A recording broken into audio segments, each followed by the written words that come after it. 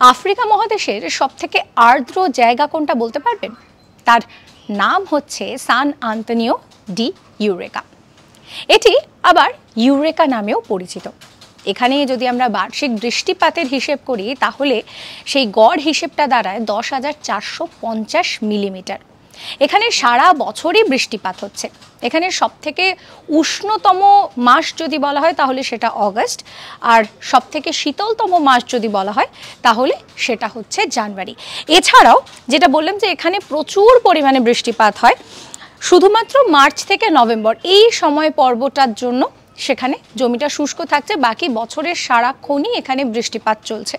আর এই জন্যেই কিন্তু এই জায়গাটা পর্যটকদের কাছে ভীষণভাবে আকর্ষণীয়, কারণ এত পরিমাণে এখানে বৃষ্টিপাত হয় যে তার যে প্রাকৃতিক সৌন্দর্য সেটা কিন্তু সবসময় উপভোগ করা যায় না। তার জন্য এই প্রাকৃতিক সৌন্দর্য উপভোগ করতে গেলে আপনাকে মার্চ থেকে নভেম্বরের মধ্যেই এখানে ঘুরতে যেতে হবে। এই রকম সমস্ত কন্টেন্টের জন্য অবশ্যই সাবস্ক্রাইব করতে বলবেন না আজ তাক বাংলার ইউটিউব চ্যানেলকে।